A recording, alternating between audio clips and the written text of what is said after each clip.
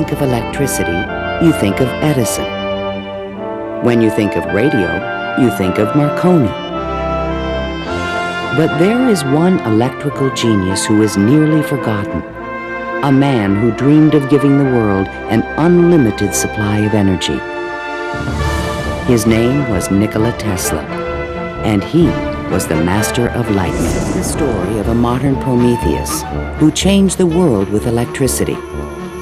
It was Nikola Tesla who captured the power of Niagara Falls with his alternating current system and made it possible to transmit electricity to all of America and the world.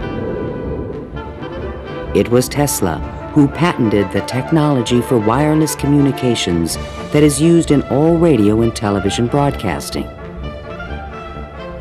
His incredible legacy can be seen in everything from remote control to neon and fluorescent lighting, X-rays, guided missiles, and even the Strategic Defense Initiative.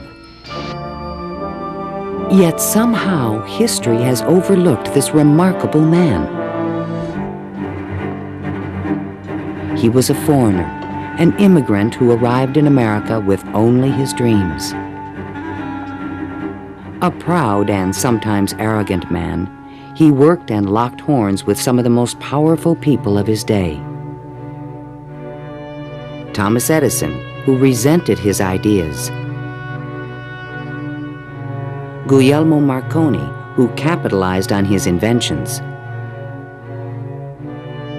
George Westinghouse, who created the Westinghouse Electric Company with Tesla's patents. And the great financier, J. Pierpont Morgan, who supported and then abandoned him. At the height of his career, Tesla was one of the most famous men in the world. His inventions helped America grow into a powerful industrial nation. His ideas created billion-dollar corporations. Over the next 5 years, 22 U.S. patents were awarded to Nikola Tesla for AC motors, generators, transformers, and transmission lines, the most valuable patents since the invention of the telephone. Tesla invented a unique device, still known today as a Tesla coil. The Tesla coil is an instrument that can step up voltages to high voltages at high frequencies. That essentially transmits a radio signal. This patent, filed by Tesla in September 1897, is the fundamental technology for radio. Tesla was the one with the real vision in which you would broadcast signals on a definite carrier frequency, and then you would have a series of antennas that were sensitive to one frequency only, tuned to a certain frequency, and would detect just one of these signals and make an intelligible transmission. Once again, his vision describes the world that we live in. In the summer of 1899, Tesla moved to Colorado Springs, Colorado, to conduct a series of secret experiments. He told curious local reporters that he intended to send a wireless message from Pikes Peak to Paris for the Paris Exposition of 1900. But his plans were even more ambitious. I came to the conclusion that it would be ultimately possible, with very little elevation, to transmit electrical power through the upper atmosphere. Just outside the city, he constructed an experimental station with sliding roof panels. A quote in Italian from Dante's Inferno hung by the entrance of the strange wooden structure. It read, "Abandon hope, all ye who enter here." Inside the station, he began to assemble the largest Tesla coil ever built, which he called the magnifying transmitter. An antenna rose 145 feet above the building, crowned with a copper foil sphere. The entire station was, in effect, a machine to create lightning. Late one evening, Tesla put his transmitter to the test. He signaled to an assistant to close the switch. Huge streamers of electricity shot out of the coil and darted through the room. The sound of the exploding discharges was deafening. Outside, above the building, bursts of artificial lightning, more than 100 feet long, began to shoot out of the ball atop the antenna. Its thunder could be heard 20 miles away in the small mining town of Cripple Creek.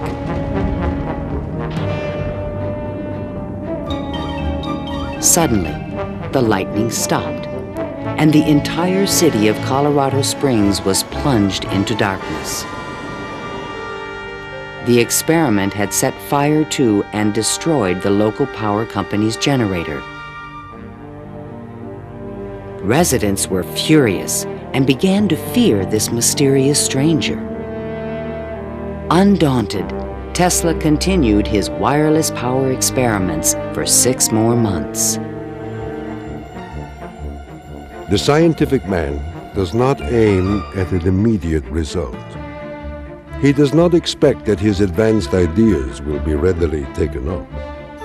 His work is like that of the planter for the future. His duty is to lay the foundation for those who are to come and point the way. He was special. I mean, he was unique. He was unusual in all sorts of ways. And if we are to understand our own creativity, our own ability to invent, there's an awful lot to be learned by studying the way in which he created. The day when we shall know exactly what electricity is will chronicle an event probably greater, more important than any other recorded in the history of the human race. Then it will be a mere question of time when men will succeed in attaching their machinery to the very real work of nature. See the excitement coming. Richard Mathias' keen interest in electrical and electronics began at a very early age when he frequented the world-famous Griffith Park Observatory in the Hollywood Hills of Southern California. He became fascinated with Nikola Tesla and his many inventions, including the Tesla coil, while attending junior high school in Southern California. The observatory had installed a 1 million volt conical Tesla coil in the mid-1930s, which continues to be one of their most visited demonstrations, with over 350,000 people annually marveling at the lightning array generated by this conical-shaped coil. To date, over 25 million people have seen this icon of an exhibit. Intrigued by this exciting display, Mr. Mathias was inspired to construct his own 2 Tesla coils and entered them in the National Science Fair in the early 50s, a unique educational experience. The fellow pictured on the right is Richard's school buddy, who assisted him in the exhibit installation. This exciting exhibit literally sparked Richard's enthusiasm to enter the exciting field of electrical engineering, where he spent his entire professional career. First working for Westinghouse Electric in their Industrial Electrical Engineering Department for nearly 5 years, and then with General Electric Company for over 30 years in electric utility power generation, transmission, and automation. It's somewhat ironic that Mr. Mathias was employed by the same 2 firms as Nikola Tesla. He started in this country with Alva Edison, who essentially created GE, and then with George Westinghouse, pictured here at the left, who created Westinghouse Electric Corporation. Knowing what a positive impression Nikola Tesla had on Richard personally, he wanted to inspire others to enter the exciting field of science and engineering and follow their life's pursuits and God-given talents to make a positive difference.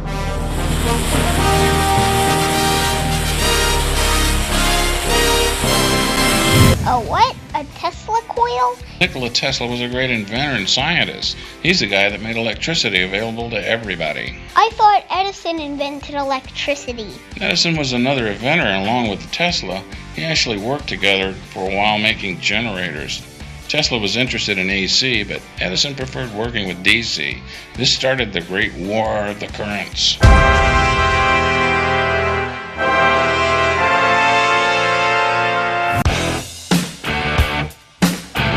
Actually, AC stands for alternating current, and DC stands for direct current. What does that mean? I know alternating means to switch and direct mean one way, but what's that got to do with electricity? You're right. In alternating current, it's the direction of the electric charge that is switching. AC is a safe way to transfer electricity over long distances. We use AC-powered things in our house like TVs and your video games. It's more efficient because it can travel farther without losing electricity. Direct current's different. The electric charge doesn't switch. It only flows in one direction.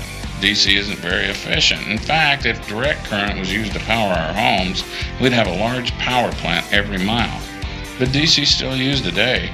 Everything that uses batteries runs on DC power. Basically, DC electricity can be stored, and AC can't be stored but does travel distance efficiently. So if AC is better, why did Edison want to power the world with DC? Edison had a lot of money invested in his work with direct current. Back in the 1800s, electricity was so new, scientists were trying out different ways to get electricity into homes. The public was more familiar with Edison since his research was conducted in America. Tesla, a Serbian raised in Croatia, moved to America, so people weren't familiar with his work. Wow, that sounds like a big deal. Who won the War of the Current? Mr. Edison, we're going to use your invention to power the world. And Mr. Tesla, we're going to use yours in the background of Frankenstein movies. That's Frankenstein. Oh, I wanted that one. Actually, there wasn't a clear winner, but Tesla did make it so our homes are powered with the more efficient alternating current. Plus, a lot of his inventions are still being used today. Really? Inventions like what? Lots of things. The main thing is he's known for is turbines. Oh, turbines. We saw those on my field trip to the dam.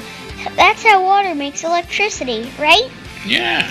Water turns a wheel which makes magnets spin around a copper wire. This is called an induction generator and creates electricity. Yet another one of Tesla's great inventions. So alternating current, turbines, and induction generators. What else did Tesla invent? His ideas make a lot of our gadgets we use today possible. Gadgets like my iPhone? Not quite, but cell phone technology does use his discoveries of radio wave transmission. I've always been told Macaroni invented the radio. You mean Marconi. Marconi did invent the radio, like the one in our car, but he took Tesla and other scientists' ideas to create the radio. It was Tesla's patent that made the radio possible. He discovered how electricity moves through the air by radio waves. So did Tesla do anything with his radio wave discoveries? You betcha. Tesla's greatest dream was to make electricity available to everyone, regardless of income or location. So he built a Tesla coil that would send electricity through the air by radio waves. A house would have a receiver that would bring the electricity into the home. I wonder what that would look like. Well, guess what? That's why we're here. Really? We get to see a Tesla coil? Get ready. It looks like it's almost time to see Tesla's dream in action.